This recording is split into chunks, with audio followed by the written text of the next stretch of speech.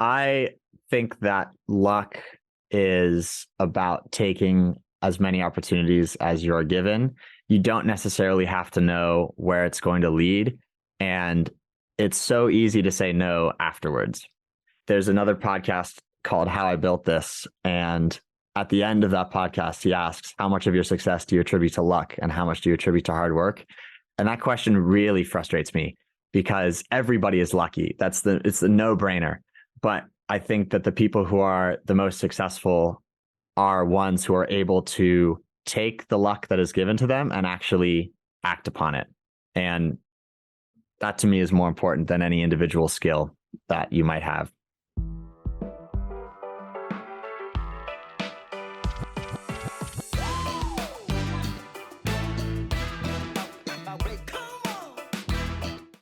Welcome to the show, and I want to give you a heartfelt thank you for listening.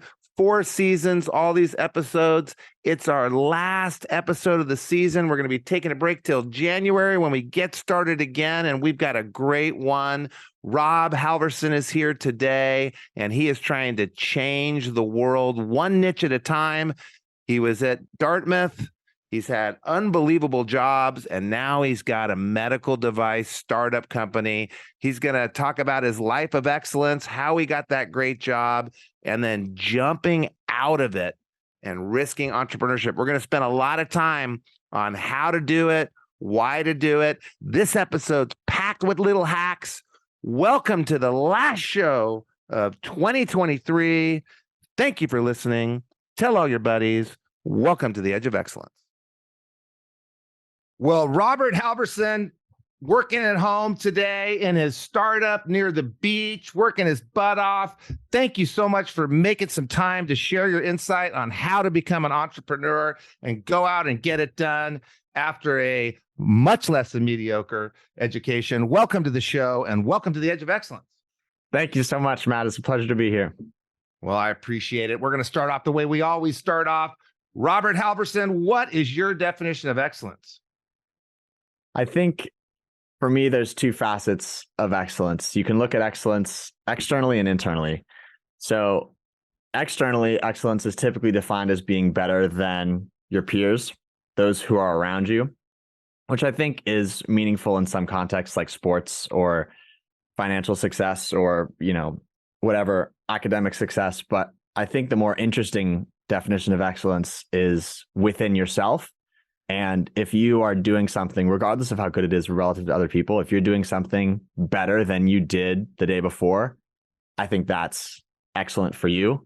And eventually, if you keep being excellent for yourself, you can end up being excellent for other people as well. So more perseverance, more hard work, every day get a little bit better, and you're excellent for yourself each day if you're getting better, but you keep doing that, and eventually, compared to others, which doesn't matter as much to you, you've hit excellence. Yeah.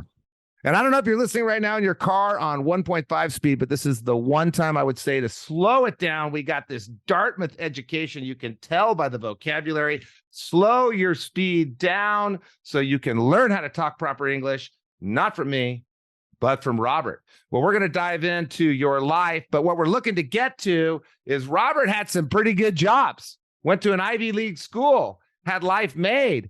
And then he went out and started a company, became an entrepreneur, and is gutting it out from the trenches. So we're going to get into how you set yourself up to start a business, how you come up with the crazy idea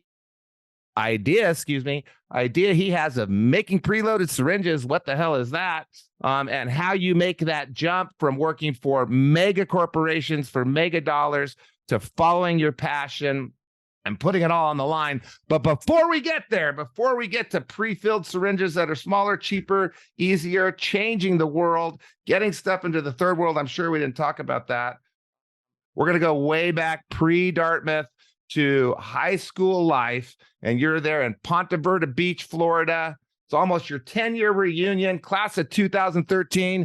You had to have been kicking ass in high school and crushing it in classes and taking AP classes and super focused on being an engineer and doing the sports and being valedictorian if you got into Dartmouth. Do I got it right? I don't know what to say, Matt. I think I got pretty lucky in high school. In middle school, I was on every rap sheet. I was in and out of detention and I really struggled to find my place both for myself as an individual, socially with my peer groups, and then academically in school. And by the time high school rolled around, I had tried all the medications I had, for ADHD and all this stuff. And my mom, bless her heart, she was working really hard to try and figure something out for me. And we ended up changing my diet and doing a lot of exercise, and when high school came around, something clicked and stuff just started working, and I was able to be very, very successful in that environment. So I'm really thankful for my parents for sticking through it. Way to go, mom and dad. I find a lot of high achievers. And it sounds like it was more than just boredom, but you're bored. And so you're getting in trouble because you're bored. And, the ADD is a real thing. ADHD is a real thing. If you've listened to the show before, I believe in better living through medicine. If you're having trouble with depression, please call 911 or the depression hotline. We take that seriously. But your parents were getting frustrated, and they knew that you had it in you, and they believed in you, and they found an out of the way to fix it: diet and exercise. Who would have thunk it? By the way, I cut out sugar and wheat. I had to cut out alcohol because my doctor's an asshole and he made me quit drinking, and nothing happened. And then I cut out sugar and wheat, and you don't lose weight when you're as old as I am. 8 pounds in 10 days from just sugar and wheat. And now I've been thinking about, I don't really need that alcohol anymore, sugar, wheat. My joints don't hurt as much anymore. So your parents were forward thinking way back then, and you went to high school, and did you play sports? I did. Yes. I played tennis on the varsity team all 4 years. And then my senior year, I fell in love with ultimate Frisbee, much to the disappointment of the tennis coach, but we managed to make both work. And then you got straight A's, I'm assuming. Correct. And a perfect score on the SAT? Close enough. Pretty close to perfect. So if you're listening right now, you might be tuning out of this because not everybody is as smart as Robert, but we're not talking about that today. We're not talking about were you born rich, born poor, born smart, born stupid. We're talking about how you become an entrepreneur and how you pick it and what path you go through. That's what we're going to be getting into. So we know about high school. Then you go to Dartmouth. How did you choose Dartmouth? Because you didn't get into Harvard and you got into every other school you applied to? Actually, I only applied to Dartmouth. I did early decision there. Shut up. It was... No one only applies to Dartmouth because nobody gets into Dartmouth. What is it, 2.5% acceptance rate? You applied to one school? Your parents should have whacked you upside the head. I take it back, mom and dad. Maybe you were good in middle school, but something went wrong in high school. Dartmouth was a really good school for me. The pitch was athletic, outdoorsy, intellectual. And I knew I wanted to get out of the South to just experience something different. And Dartmouth is in the middle of nowhere, Hanover, New Hampshire, and about as far away as you can get while staying on the East Coast. And it was a wonderful opportunity to not have to know what I wanted to do from the beginning. Their engineering program didn't force you to pick what track you wanted to go down. You were able to have a liberal arts education on top of doing the hardcore engineering courses. And I learned so much more from my extracurricular classes than I would have if I was just hardcore on the mechanical engineering grind for all 4 years. So how long did it take to go from Hanover to Boston? Because I know you went to Boston a lot. I went to Boston a lot in college. How long did it take to drive there? 2 hours. 2 hours. Okay. So you're not middle of nowhere. Try coming from Albuquerque, New Mexico. The next closest city is 7-8 hours away. Hanover, you're in a blend. The West Coast scale is a whole different beast. Yeah. West Coast, we got cities for hundreds and hundreds of miles. All right. So you're at Dartmouth. You knew you wanted to be an engineer. So how did you figure that out in high school? We got some people listening to this right now. I think I want to be an engineer. How did you know you wanted to be an engineer? And how much of that first year engineering classes helped validate your decision? And I know a lot of people pick a different. Sure. I think when I was a kid, I was interested in a lot of things. I wanted to be Steve Irwin for a while, and I was building a lot whether it was Legos or, rafts. I grew up on the Intercoastal Waterway in the swamps. So we were building forts and putting sticks together and strapping plastic bags to make sailboats. And whenever you tell your parents or their friends come over, like, oh, you would make a great engineer, but here I was just making tree forts, right? I didn't really know any different. And when it came time to go to college and my two loves were building things and Steve Irwin, the track for building things was a little bit more concrete than how do I take this passion for the environment and for animals and all those things. But I ended up being able to do both in college, which I'm really, really grateful for. So you did both, meaning you were focused on what? Yeah. So when I did, what's great about Dartmouth's engineering program is that you are able to take a lot of electives within the course. So I did a foreign study program in Costa Rica studying biology under the context of biomimicry. So on my mechanical engineering degree, I have biology courses because some of the best designs come from nature, whether it's, the bullet train that's designed off of the aerodynamics of a blue jay going into the water, or any of these new limbs that are being more dexterous and able to carry more things on these robotic arms than we've been able to come up with that are modeled off of the insect's exoskeleton. So there's a lot we can learn from nature, and I've been lucky to be able to do both passions. Where in Costa Rica did you go? We went all over. We went to La Selva, we went to Corcovado, we went to north, south, east, and west on the coast, in the jungles. We went all over. We're here at the Edge of Excellence. We do endorse Costa Rica as a vacation location. If you're in North America and you're looking to get out of this world, 6 hours away, Costa Rica, strongly recommend it. So you're at Dartmouth, which is broadening your mind, which is what you pay the $96,000 a year for. And they give you this interesting education, which again, you're paying for that. My daughter's going to Northeastern. They have that co-op program. That's what sold me on it.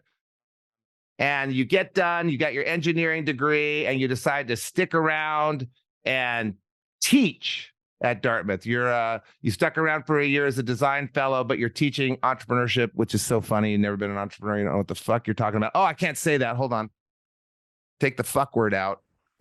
You don't know what the hell you're talking about, but you're teaching entrepreneurship and innovation in Nigeria. So real quick on this, because I got to get to the starting of this crazy company, and all companies are crazy, but yours is one of the craziest. What got you into sticking around another year? Because I know big money's coming your way when you come out of Dartmouth. You must be thinking long-term. What's your decision process? I'm going to be teaching. So I actually didn't quite know what I wanted to do. Okay. And good pause. That's a good pause. I didn't know what I wanted to do. And there was an opportunity to continue doing what I loved in education, which I'd found a love for being a teaching assistant and helping my fellow students unlock their own creativity. So one of the biggest insights I got in college happened by accident. I took a random elective freshman year called design thinking, and it was in the engineering school, but it was open to everyone. And the idea of this class is that creativity is not born. It is learned. It is a skill. Some people are better at it than others out of the gate, but everyone can use techniques to get better and improve. And folks would come into the class saying, oh, I'm not creative. And by the end of it, they were the ones surprising themselves with how incredible they could be. And there's a program that is run by a number of different institutions in the United States called the Young African Leadership Initiative. That was started by the former President Obama, and he got a group. He recognized that there was talent in Africa that didn't have the resources to scale in the ways that would be most impactful to them. So these young leaders from all across the continent come to the United States and get to have connections and resources that they wouldn't otherwise have. And one of the fellows who came to Dartmouth to learn about design thinking ended up going back to Nigeria and wanting to start their own innovation clinic. And I had been teaching design thinking at Dartmouth as a teaching assistant for a couple of years. And the professor who was asked to teach this course said, I can't go, but maybe if you send a couple of our folks, myself, I had a great partner who I was working with, and then two folks from the Dartmouth Outdoors programs. So we really brought together a bunch of people and were able to teach folks that they can be creative regardless of whether they think they have it in them. Wow. So there's a big lesson if you're listening, hopefully not on 1.5 speed. We're back down to 1 speed because of this wonderful accent and perfect punctuation in English. But there's a lesson here if you're listening right now in your car, and that's try things out. Try random things out. If you're in college, take some classes that are out of the box. And I'm thinking about what you're talking about. You want to be an engineer, entrepreneurship's kind of cool. You don't really know what you want to do. You go to a school because you don't really have to know what you want to do. You're trying different things out. That's the way to figure stuff out. If you're listening right now to this podcast, it's because you're young and you shouldn't have figured things out. If you think you know what you want to do for the rest of your life, you're probably wrong. So there's this serendipity. And as you're talking, I'm wearing these 511 shoes. My buddy Francisco had an almond farm, and somebody he met made pants and sold $400,000 of these pants a year to the FBI. Now it's a $750 million business called 511. He was just talking to the guy. He was an almond farmer. I think about my buddy John Hepworth. We did a podcast with him. He did a college project, became First Wave Fundraising.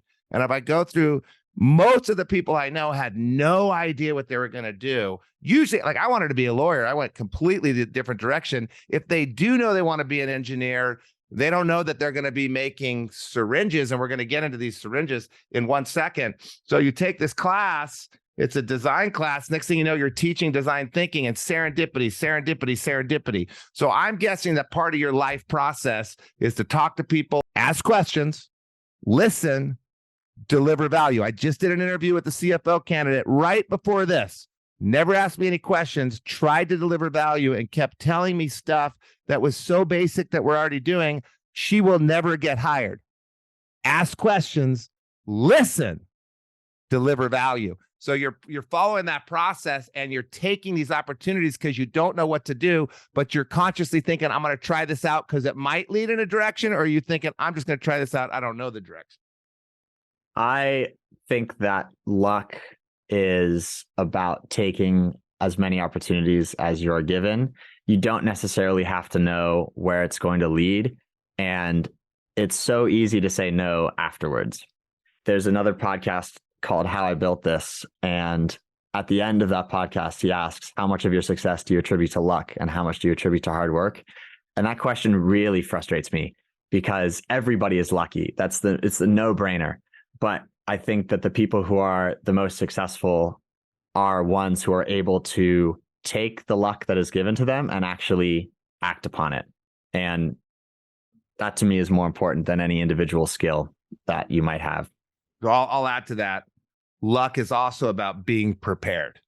Yeah. So if you haven't worked hard to get the engineering know-how, you don't see the engineering side of design, right? And when I see design, I see functionality, or I see appearance, or I don't see, well, I do because I have so many friends that just fascinates me, but I don't see it the way you see it. So you got to be taking so you increase the chances of luck with lots of preparation, which is by basically taking lots of opportunities and trying a bunch of things out. So and also it's a willingness to fail and a willingness to put yourself out there. It's the same concept with going up and talking to someone who you hear has a cool idea versus going out on the dance floor and dancing. If you don't feel awkward, you're not pushing yourself hard enough. And anywhere you go, if you're able to be comfortable with uncomfortability, putting yourself out there and not being afraid to get rejected, even if it's just in a conversation. Oh, I'm sorry, that's not going to work for me. Or, oh, that's not quite what I'm looking for. Great. Thanks for talking. I learned something new about you. That's how you got to keep moving forward. That's how the luck will come. Yeah. So, by the way, Robert's company, CTO and co-founder of Pacto Medical, Pacto Medical. You can find him at pactomedical.com. But I bet you never heard of it. Bet you never heard of Pacto Medical before. Nobody has. But what he just outlined on this path to where he is now, 10 years out of high school, so only 6 years out of college, he's on this path of creating opportunity, of creating luck by trying a bunch of different things out, by taking things seriously and preparing. And maybe you don't start doing that in high school like he did. He had a bad middle school. High school, he started. Some people don't even start in college. Some people don't start till they're 30 or 40, but you start getting prepared. You try things out, you build, and have the guts to go off and do something crazy like start a business and leave a job designing interfaces at Amazon, all those warehouses where the people used to be, and now there's robots running around. After Dartmouth engineering, after teaching entrepreneurship and innovation in Nigeria, after going to grad school for product design, because that random idea, oh, I love it so much, I'm going to go to grad school and bring engineering in to these different products. Goes into Amazon. And if you've seen it in the commercials, all those robots running around with the giant racks of shelves above them, there's people there. And they're scientific about where the people are and what box goes where and how many inches. And then there's all the federal rules and the safety guidelines. That's what he's doing. He's designing all that, which sounds cool. You like robotics? How about that? And you leave. And he leaves. Oh, it even gets better. It even gets better. At Amazon in Boston, one of the coolest cities in the world, go Northeastern Huskies. Gets to go live in San Diego and work remotely, which is all going to be over soon, I hope, because of COVID. And leaves that to go work in a smart coffee mug, making coffee mugs that take the temperature. The company kind of dissipates a little bit. A bunch of people had to leave. And he goes into business by himself in January 2023, a few months ago, leaves this big blue chip company with all this experience, and now is going to go try out something really weird. So first, I want you to tell me, how much guts does it take to leave that company? What was the decision process where you're like, hey, I got some good stuff? And I know, it had just kind of changed structures, we'll say. So you're sitting there wondering what you're going to do next. What was the guts part of and the entrepreneur, the decision-making on starting on your own? And then you got to tell us this weird, crazy idea and how it's going to change the world. And I said, you never heard of Pacto Medical, but there's a chance. There is a chance that Robert here becomes super famous because Robert has found something really weird. Syringes, how much plastic or how much glass and how much rubber is wasted on these syringes that have a bunch of air in them. You got a little teeny bit of that medicine and all this air. How much does it cost to ship them? How much does it cost to store them? How much does it cost to package them? Well, if it's 3 inches long, I bet you if it's 1.5 inches long, it costs about half. So what do you do if you live in Nigeria and you need shots and the average income's $1 a day and the syringe is $2? What do? You invent something that 6.2 billion people in the world need right now. You change the world. You become famous. You get a global 650. Gulfstream 650. You fly me around for making you famous on the podcast. That's how it works. So what's going on with the guts and the decision making? And then tell us about these crazy syringes. I got to get you out to do our marketing. That was fantastic. So to back up a little bit, I want to emphasize that it wasn't a me endeavor, and also it took less guts than you would expect. Okay, well, let's just deal with the me endeavor. You have a partner? There's 3 of us. Okay, I have 4 total. So I know how this goes. You get in the press and everyone's like, oh, you're the greatest, you're the smartest. I just want everybody to know Robert is the 3rd best of his partners for sure. I'll take it. He's just the one that Aaron Bright recommended for here. So no partners, problem. We know. Don't get mad at Robert. He's got no ego. Plus he talks perfectly. Keep him as a front man. He's giving you credit. Okay, go ahead. What the 3 of you guys do? So backing up a little bit, in grad school, I met a bunch of incredible people who I clicked with and had similar interests with. One of them, his name is Ryan Steinbaugh, and him and I were friends. We had similar interests. We both did sports and we played video games, and we wanted to keep in touch when we moved to different cities. So every Wednesday, his dad was Roger Steinbaugh? Probably not. Maybe. I don't know. Darn.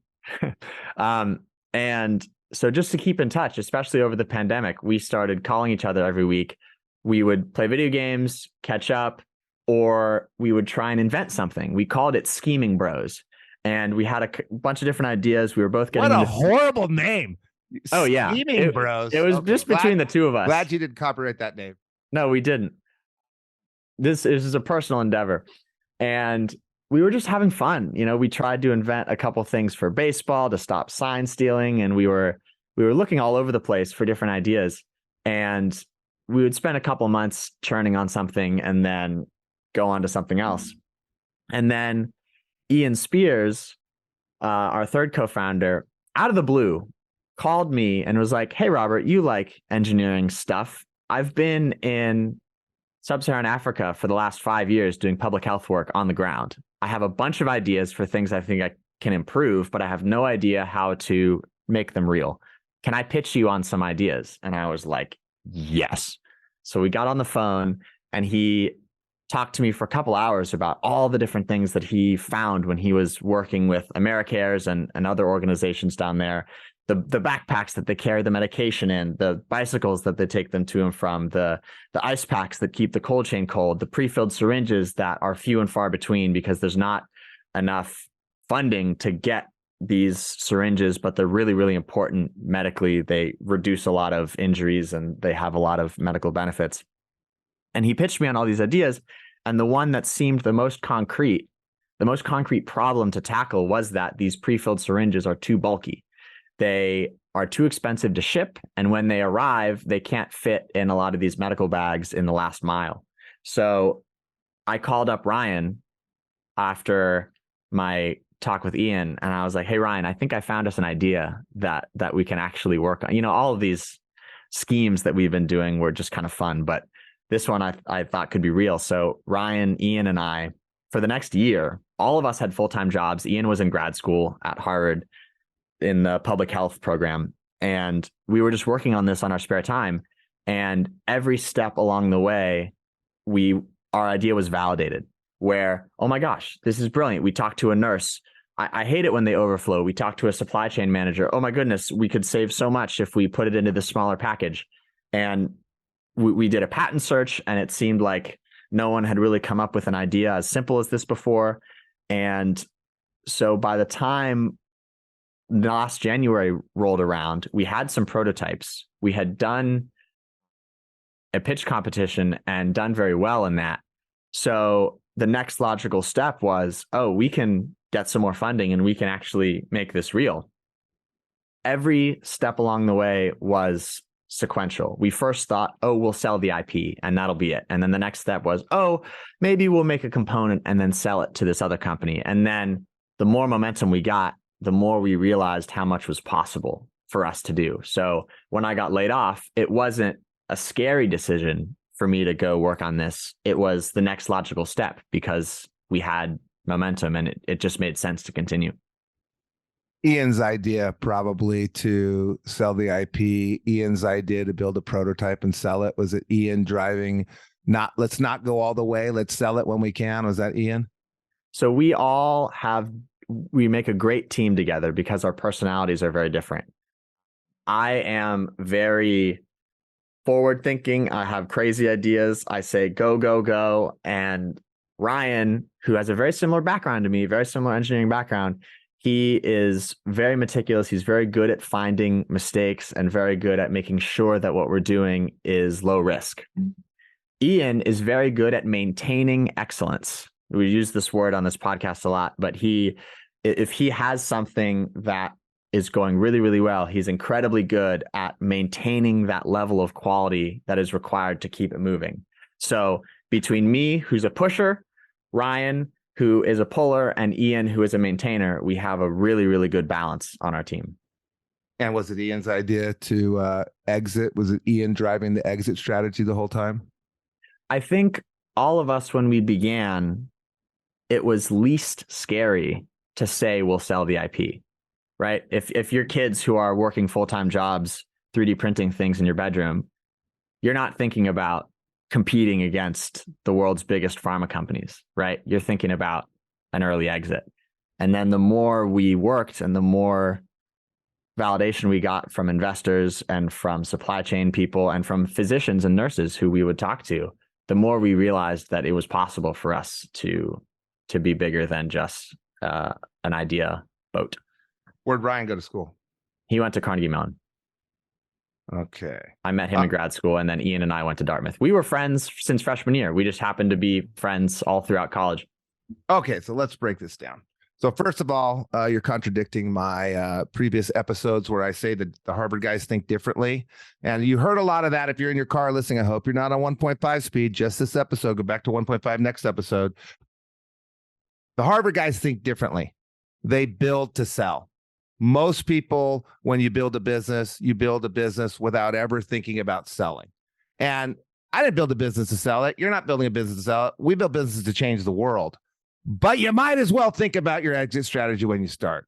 So I see the Harvard people as a little bit different, the ones I know, because they've got the exit cemented before they do anything, which is not a bad way to go about it. So I'm going to do a little plug for whoever it is that runs that program there at Harvard that gets people thinking about those big exits over and over and over again, as opposed to a lifestyle business. So we got that. The lesson there is don't argue with the host. Second one, passion. So you've got someone that's coming to someone else with their passion to discuss the other person's passion. So this guy's in Africa for how many years did he say he was there? 5 years? 5 years, yeah. 5 years, dude. He cares, right? You don't go. I've been to Africa 3 or 4 times. No, I've been to probably 5 or 6 times. You don't go there without a passion. You don't live there for 5 years without a passion. So he's passionate about saving people, bringing Western medicine to people, getting rid of diseases. You know, he's tired of seeing some horrible things that he's seen. He's got the passion. Then he comes in and he starts calling his buddies. And guess what? Rob's got this passion that he could see. And this goes back to talk to people about your vision, talk to people about your future. Right now, figure out who you're going to talk to about your future. So we got the passion lesson. It's easier to start a business you're passionate about. We've got the exit lesson. We've got the partnership lesson.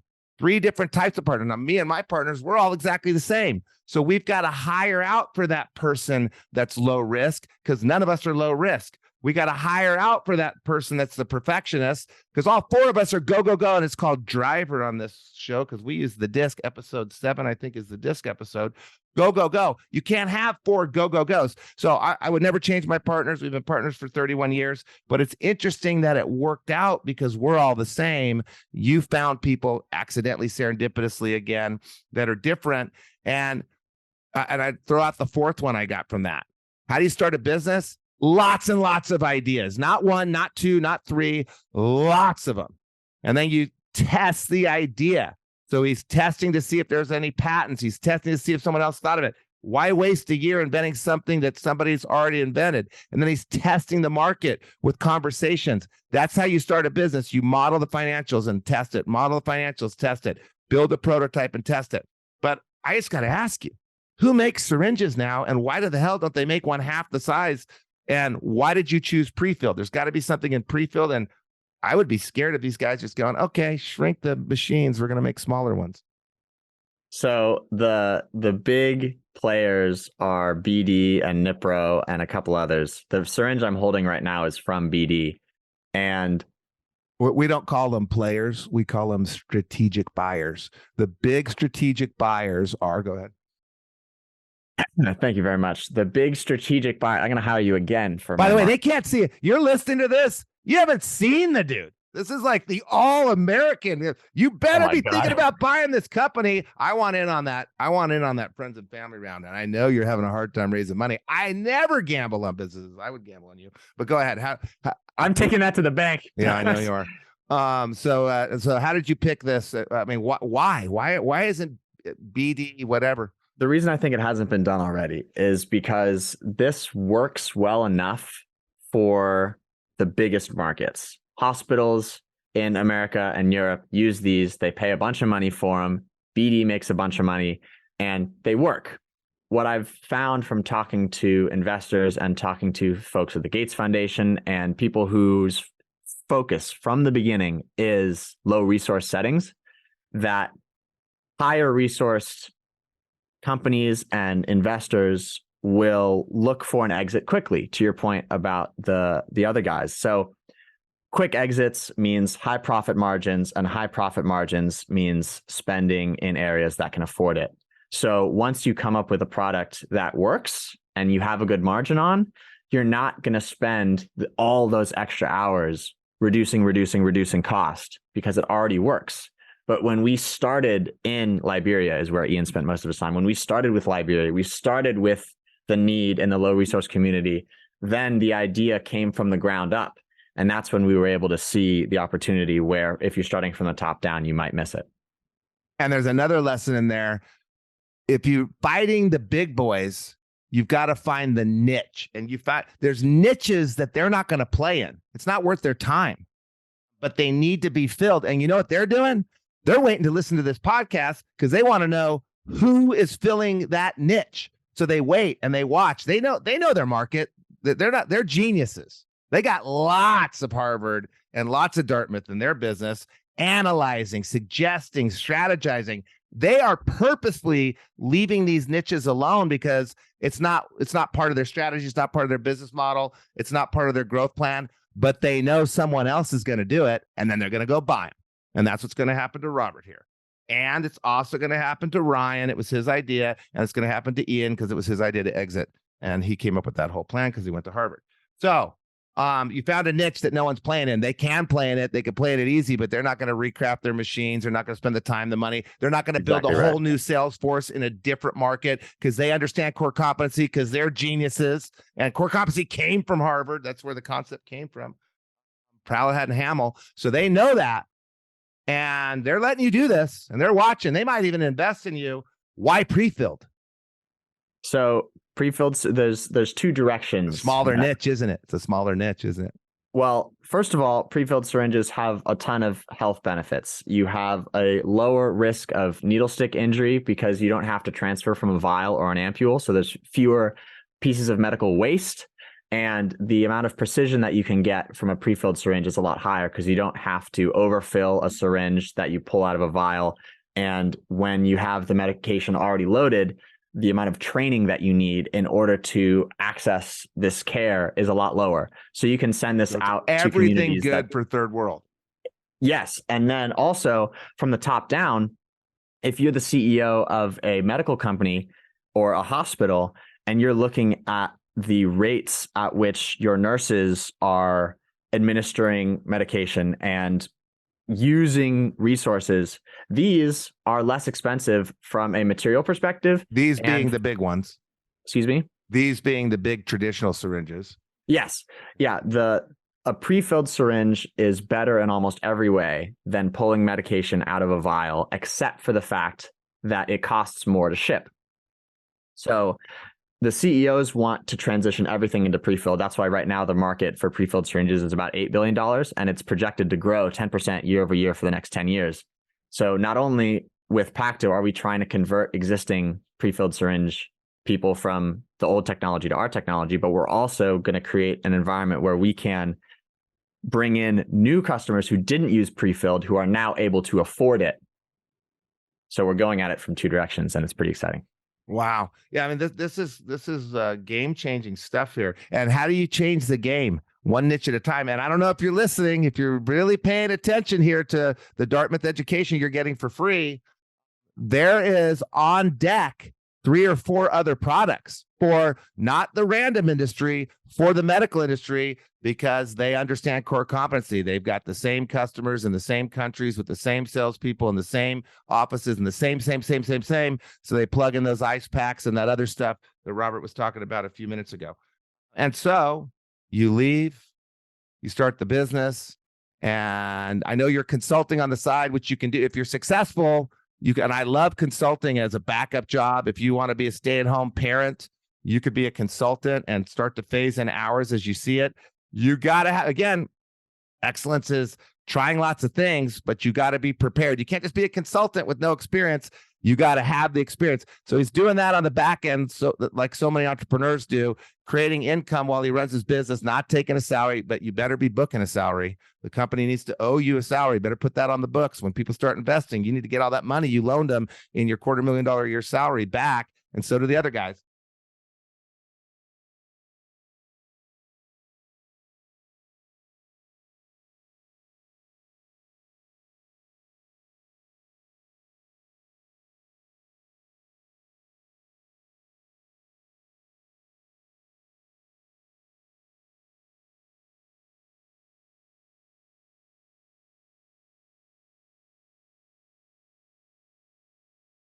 So you got the great idea that you believe in, and you've got all these people that are backing it up, which I've heard that a million times. Ideas are free. People that love your ideas, sometimes they hate them, you ignore them. Sometimes they love them, you got to ignore them too. And then you go off and start. what sort of things are you having to fund right now? And you're 6 months in. Where is it going next? You've got a few prototypes. You've tested a little bit. So you had the think about it, model it, research it. Now you're kind of in the test it phase. What's next in this entrepreneurial journey 6 months into the startup? We are looking for funding and partners to do a pilot program. We have validated this with individual physicians in a at-home context. We send them the syringes, friends of friends, get them, use them, they like them. We need to do this in a real clinical setting. We need to have the professional atmosphere, the dummies that they use, the real saline lines, and something that we can go to the FDA and say, this device is safe. This device has the same functionality as existing prefilled syringes. It is only benefit. And in order to do that, we need to have really rigorous testing and pilot programs. So that's our big next step, is the 510(k) FDA approval. Yeah, so that's different in the medical world because it's very regulated. So if he was making rain gutters, he wouldn't have to go through that very expensive step. So a lot of times you go through the research, the modeling, the testing, and then you begin selling.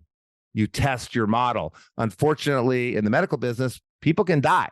So they don't let you just start selling your random drug that might kill people. You've got to fund a lot of clinical trials, and they go through different stages and they take a long time to get approved for human use. So you're looking to basically, you've developed this idea, you've gotten some feedback that this is a great idea from big people like the Gates Foundation, and now you're taking your idea with the backup of your idea to go raise money so you can afford to do the testing. The testing doesn't work, everybody wasted their money. We know that's not going to happen. If the testing does work, then you're in the next phase, which would be what? Beginning to put it out in the test market? Yeah, exactly. Once we get approval to use this in clinical settings, we will be in parallel building tooling, building out our manufacturing capability. We're going to use contract manufacturing first, so we don't have to worry about clean rooms and all that kind of stuff. But we will find probably a small clinic, probably not either a small local clinic or a university affiliated clinic like Dartmouth Hitchcock Medical Center, for example, might talk to us. And lesson number 99, and we've heard it a few times: maintain relationships. We've got a podcast on that. He's checking in with his buddy from college every week, doing this brainstorming. He takes the call from I think it was Ryan, to hear the ideas and listening to the ideas, trying to add value to a friend that became a business. I'm sure he keeps in contact with Dartmouth. You don't just get to call up after 10 years and say, help me out. You have to show that you've got this track record and maintaining relationships and listening and helping. And I've known Robert for now 59 minutes. I already know that this is a trustworthy guy. I already know that this is a guy that's not out here just for himself. He's out to help people. When you have that attitude and you're lifting, instead of just lifting yourself, others, people want to jump on that. You got these people jumping on, want to help because they like you. You need that. So you're going to go test it out. And then what's the dream? What's the dream? Honestly, I appreciate all the compliments, by the way. Ultimately, we want to get this technology out into the world because we've done the calculations. You were kind of riffing in the beginning about it being, however many cents cheaper, but it's 10 times more expensive to ship this thing than it is to make the plastic that is a part of it. So the shipping savings is enormous. That's the competitor. Yeah. And so if we're able to get this into the hands of the folks that Ian found in Liberia and was not found, he was working with in Liberia, then that's a win. And originally we thought we were going to get there through licensing the IP or selling it, but now the journey has unfolded for us as being start this company, start manufacturing, get partners. And all three of us, our goal is just to get this technology out into the world. And you're going to have to go out and hire, because how the hell do you distribute? What's the logistics? I mean, you can try to learn everything. You went to Harvard and Carnegie Mellon and Dartmouth and whoever else, wherever the other people that are coming went to, also those great schools. But you don't know everything, and it's a waste of time. So you want to be a world expert in manufacturing, design, sales, and distribution, ain't going to happen. So you have to start looking for partners or other people to fill in those blocks. And so distribution is going to be an issue that he's got to figure out. You can have the greatest thing in the world. If you can't distribute it, who cares? Marketing is going to be an issue. He's already working with the Gates Foundation. A lot of people don't care, right? They're worried about what's in their backyard. This is a long way away. So targeting the right people, there's all sorts of challenges coming down the pike, but you're just biting off one at a time. And I'm assuming you guys have a few plans for each of the next challenges, right? What if scenarios? Yeah. And I think to our earlier point about what makes success, just call people. I'm going to a pre-filled syringe conference next week. The ticket is like $3,000. We don't have $3,000 to spend on a ticket, but I called them and explained what we're doing, what we're trying to accomplish. And they said, oh my gosh, we would love to host you. Come on down. We'll sign you up. Don't worry about the charges. You were talking about logistics. I filled out a web form for this company called Freight Center, which does a bunch of logistics, international and domestic shipping. And I ended up calling the number, and he called me back and ended up giving me way more information than I ever could have asked for or even knew to ask for. And oftentimes you'll call and people won't answer or it won't work out, but it doesn't hurt to try. The worst they can say is no. Yeah, well, that's a great lesson. I'm going to ask you one more question because we're way over. By the way, John Moran did a podcast with us. He's, I think, the 7th largest logistics company now. He just purchased. So if you ever want to talk to him, you can.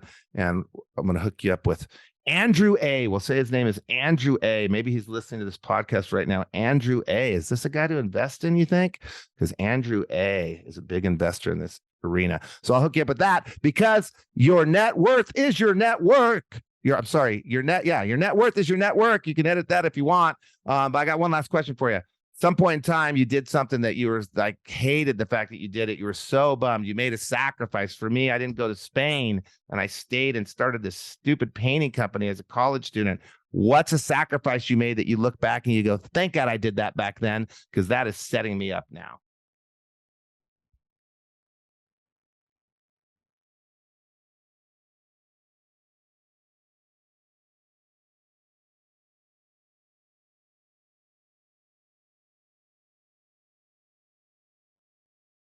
I think that when you are passionate about what you're doing, your priorities align themselves so that you're not making sacrifices.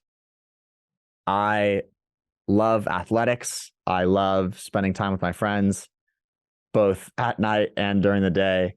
But when you care so much about the thing that you're doing, the fear of missing out is not very big. So if you can make time for the things that you care about, but you can choose to go home at 11 instead of 3. And that choice becomes easy when you realize that the people you're surrounded by love you and respect the decisions that you make. And I have found so far that I've been able to do almost everything that I've wanted to do because the things that I've wanted to do are what I prioritize. It's a weird way of answering that question. Well, it's interesting. You have all these kids, and you're kind of in that generation that are living this Instagram life where everything's better, prettier, badder ass, more fun than what they're doing. And as you're talking, I was thinking, if they were just living at that moment, instead of pausing, if you're listening right now, if you're getting on Instagram, what could you be doing to live instead of worrying about how other people live?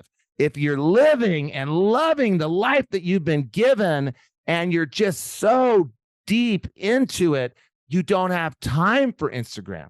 I check it once a week, once every 2 weeks, because I'm living and I don't have this FOMO problem. Every once in a while, oh, look at what this guy's doing. He's in Italy. Wish I was in Italy. But it's not all day, every day. So I get to stay where I am and make it even better and drive even more passion. So you've been able to disconnect. So here's the solution to FOMO. You get FOMO a lot. Live. Go off and do something that you're super passionate about. You don't know what you're passionate about. Stop the car right now. Sit down. Write down 15 things you're passionate about.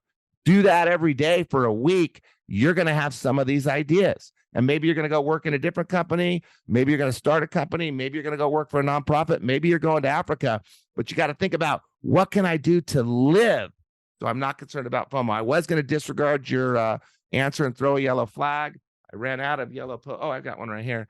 But I'm not going to throw a yellow flag because I'm going to take it.